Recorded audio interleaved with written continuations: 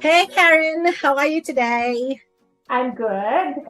Well, for this second chat session that we have, I'm still reluctant to call it an episode. I just wanted to feel like it's just a conversation between two friends. It's a conversation. Although we've been friends for 40 years, you've migrated to the US, and then now I've migrated much later than you did to Australia. We've of course lost contact in between those years, but because we're really good friends, it's like nothing happened between those years. But I feel like the lack of technology in those years, we didn't have Zoom or FaceTime. I feel like I missed out on the biggest and most critical stage of your life. So I thought I'd just ask if you don't mind sharing.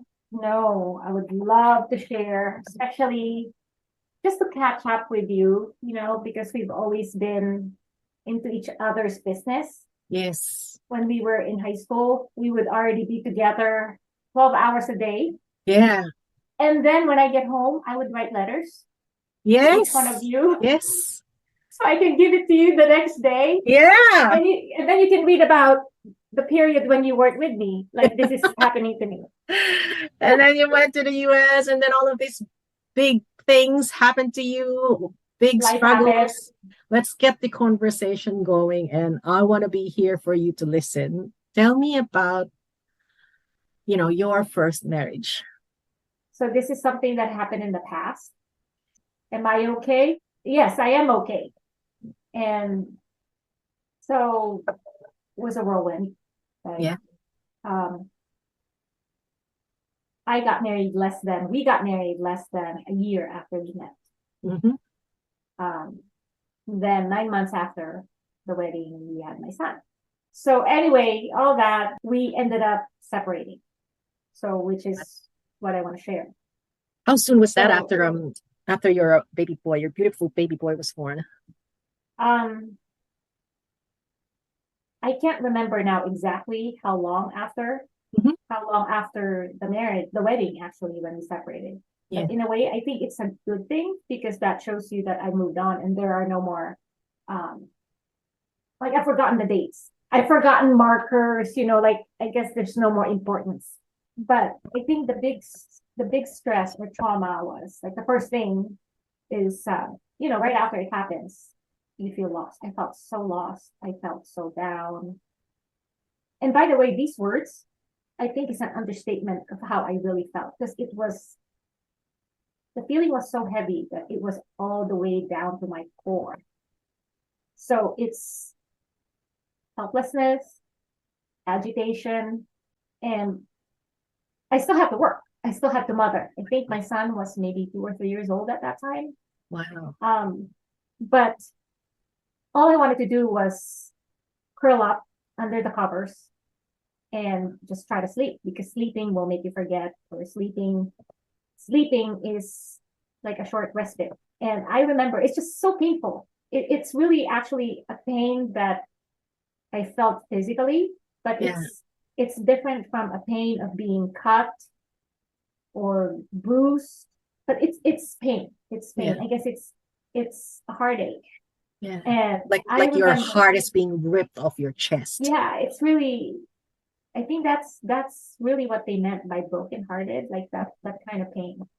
And the reason why I loved sleeping was, you don't think of anything Yeah. and you're kind of in the numb state.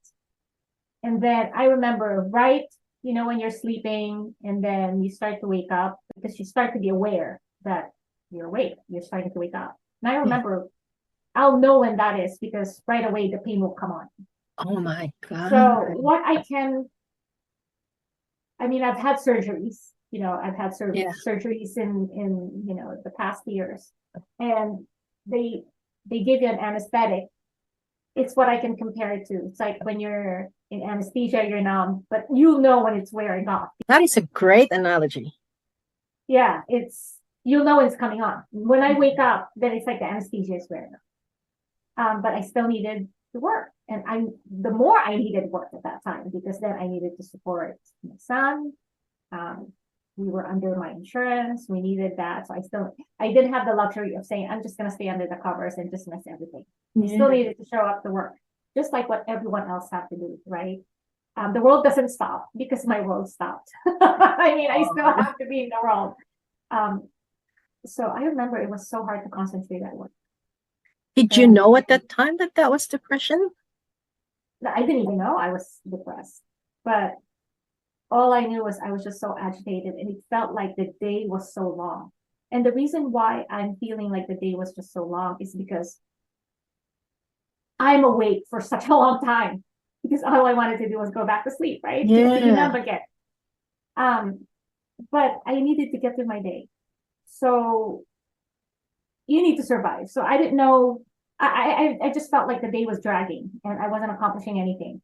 And for my day to go faster, I just didn't think I was gonna survive the whole day. I felt like facing the whole day at work was so overwhelming because 8 hours felt like a long time before Wow. bed.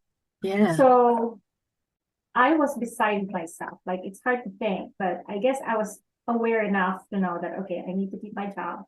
I need to survive, right? Yeah. I need to move on. So I got those post-it notes Mhm. and I started writing the time. Let's say I come in at work at 7:30. So in the post-it notes, right when I come in, I'll write down 8:30 and then I'll put it on my computer screen. Because 8:30 is where I needed to be. That's it. I just needed to be at 8:30. Mm. Because I know after that I'd survive 1 hour. So I started like dividing my days in certain chunks where it's reasonable to get to, kind of like little goals. So when 8:30 came, then I'm like, great. I finished, I accomplished surviving until 8:30. So Yeah. then I wrote 9:30, put it there again. And so that worked out well for the first day. Wow. The next day, I decided, oh, I think it will be better if I write it on a piece of paper and I put 7:30, 8:30, 9:30 by the hour. Yeah. And I started crossing off the hours as they come. Wow. Then looking at it at the end of the day, I actually started to feel proud of myself. Wow, just like a to-do list. And I know It's you my like to-do list. ticking boxes. I know you like ticking boxes in a to-do list. So I had the checklist. Okay, I just need to, and so as a side note, that's what I do when I'm running, right? When I Yeah. do my distance run. But I don't even see it's not daunting for me to. I haven't done it for a while because of another reason physically, which will be in another discussion. But when I would run my marathons and I would have to train, and it's not daunting to me because to me, I don't see it as 26 miles. It depends on how I'm feeling that day, but Yeah. it just goes by, oh, it's just 3 miles, Yeah. 3 miles until I get to 26 miles. Or some days Yeah. it would be just 1 mile, Anyway, so that's how I survived that. Mm. The days started to become bearable in terms of surviving it. So I was able to survive. But I knew I still needed help because I was just so angry. Like I felt so wrong. I felt so violated. Someone, I felt like, someone wronged me so badly that the person has to pay. He has to pay. I don't know how, but I Yeah. mean, I never thought I'll exact revenge, but I just felt so wrong. It's just like the injustice of the world. And it was making me miserable Yeah. because in my mind, I just couldn't get over it that I was wrong. I was so dragged by that I was wrong. This is not fair. The world is unfair. And of course, knowing the backstory about the details of your relationship, I can understand why and how you came to feel that you've been wrong, and rightly Yes. so. Rightly so. And I feel like that's justified. The fact that, you know, someone decided that they could live without me. It's like, Yeah. how dare you, right? How dare you? Yeah. I'm this very important, special person, and you're telling me that I'm not. Yes. I'm not enough now. That you are dispensable. So I wasn't miserable thinking that, oh my God, for me. But I was more coming from, oh my God, how dare you? Like, how dare you think I'm less than what I am, right? Yeah, I was just a victim in a different way. I just felt like I was so wrong. Yes. And I needed to keep my job, but it's still hard to concentrate on my job, because I work with numbers. It's very important to be on it when you're dealing with detail with anything, right? Even when you're a doctor and you're doing surgeries, you have to be you can't have your mind anywhere else because Lord forbid you might forget an instrument inside someone's body. But you know, my work, I wasn't giving my work the 100% concentration that it deserves and what I'm getting paid for. But I needed to keep my job. So I went to my boss and said, you know what, I'm still going through these things. I need help. I don't know what kind of help, but I need help. They sent me to a therapist. So they even told me, okay, we're gonna send you there on company time. That's very kind of your company to do that. Yes, and generous. Yeah. So in a way, it kind of made me feel good because. And that was brave of you to actually say that I need help. That's something that's very hard to. And I don't know. I didn't feel brave, and I did that not thinking to be brave. Actually, I'm always needing help. I'm short. I'm always asking for help for someone to grab something high for me. I think it's just, I'm just so used to asking help. So even with that, I ask for help. I think it speaks volumes about the company I was working for too. That I feel comfortable asking them for help without them judging me. They did send, so the first day I go to the therapist. So this is just like the summary of the first session, right? I said, I'm fine. You know, I'm going through separation, and it's because this is why we separated, because he did something assholey. It was longer than that, of course. I'm sure. Yep. Okay. That's an understatement, but yes. Yeah. Yes. I mean, yes. I have many different ways of expressing.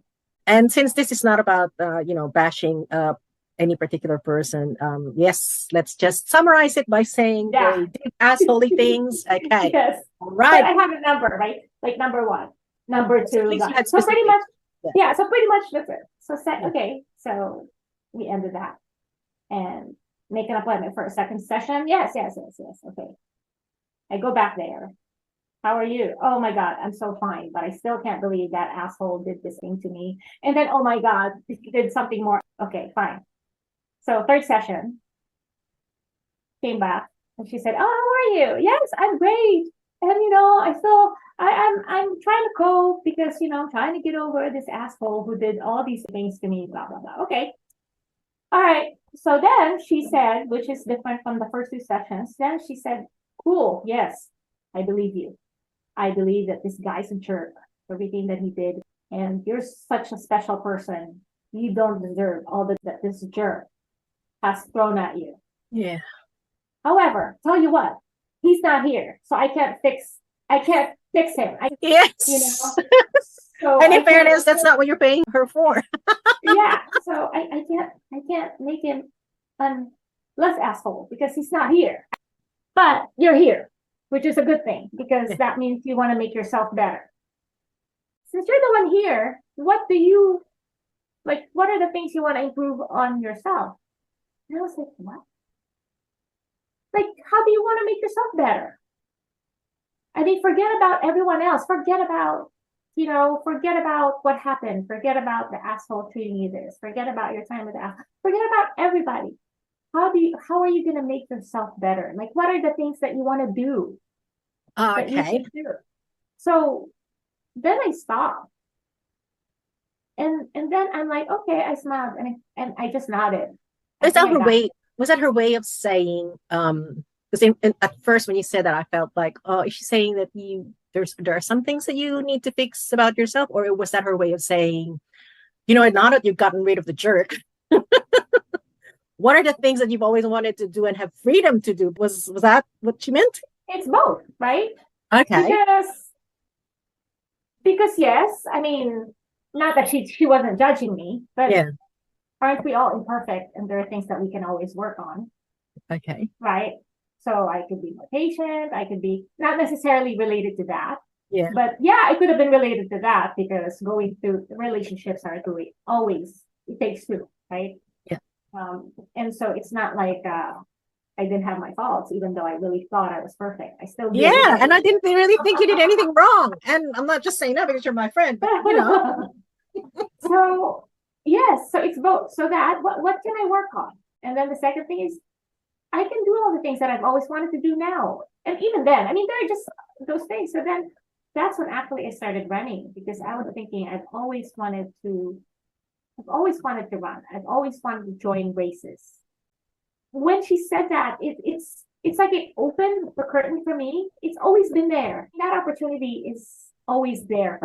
But Yeah. I was too hung up on myself or Too hung up on the the negative side. yeah. And so right after that, then even it let go of everything. It let go of the anger. I mean, of course, there's going to be when you're going through a divorce or anything where a relationship that's breaking up, right? Even with friendships. Yeah. There are going to be things that while you're going through that process, someone's going to make you mad. It made it so easy to move on. When I realized my life, my happiness, my successes, and my sadness, everything that I feel is not dependent on anybody. Yeah. So it's like, he's not making me sad. I'm making me sad. And that was because you kept thinking about everything that's happened and everything he's done and how much of a jerk he was. Yes, I didn't have any responsibility on that. Like what I'm feeling, it's all his responsibility. Where in reality, right? Everything we're feeling, whatever you're feeling, it's your responsibility. Yeah. You can be happy if you want to be. So I can tell you all the jokes that are just so funny. But if you don't want to laugh because you don't think it's funny, you're not going to laugh. Like I can't make you happy.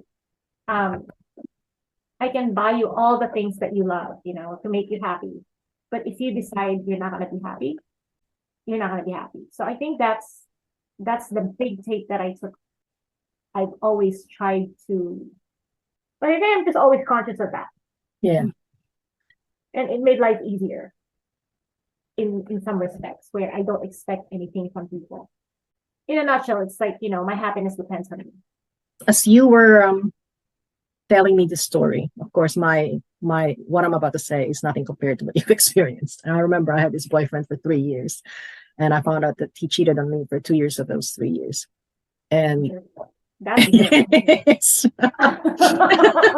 And I thought I was never gonna get over that. And then I spoke to a friend of mine, who happened to be an ex-boyfriend, and he gave me the best advice, I think, and said, you will find yourself asking the question why he did it. What did you do to deserve it? What could you have done different? All of these questions will be running through your head, and you need to accept that there will be no answers. You can confront him and ask him all those questions all you want, all day, all night. He will not have any answers. So there is no point going through those questions in your head. So when you find yourself thinking about all those questions, and now I realize that the term for that is rumination. When you find yourself thinking about those questions and asking them over and over again, stop yourself and just say there are no answers. Stop yourself from thinking. And that actually worked.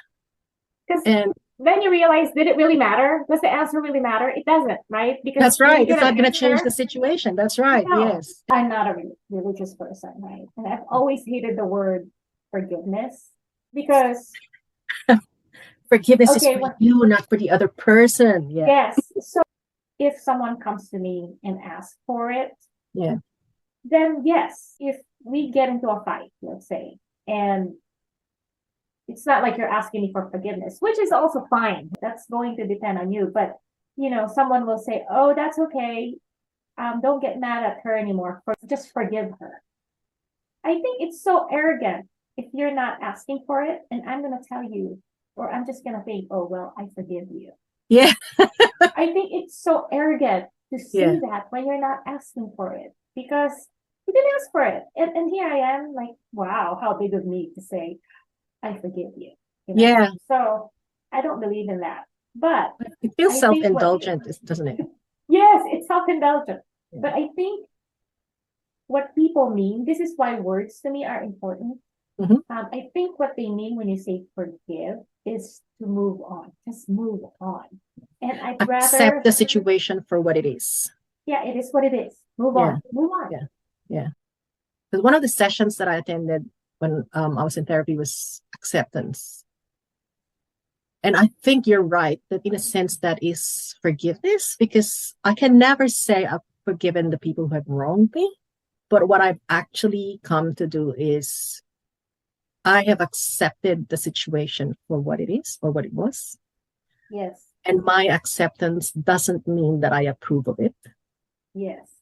I have just accepted I can't do anything about it. I had no control over it, and I'm moving on. Over their actions, or Yeah. you, And you only have control with yourself. Yes. Yeah. And my acceptance of that situation does not mean I approve of it, and does Yes. not mean that it was okay. No, it's not okay. I'm just choosing to move on. What else are you gonna choose, right? You can keep Yeah. asking that question. Some people will give an explanation, which is Yeah. good. Seriously, for me, I think during that breakup, no explanation would have been Yeah. good enough. I would just keep asking the questions over and over again. And in a way, I feel like that's because you couldn't accept what happened. That's why you keep asking those questions. So that's what the therapist has helped me realize. It's just like being sick. Sometimes you get the flu and you're okay without having to take the medicine. All you need to do is rest. There are some things where you'll need to take something. You might need to see a doctor. With me, I have to see a therapist to realize that. I can move on. When it ends, it ends. I can move on. It's all up to me, right? We can all move on.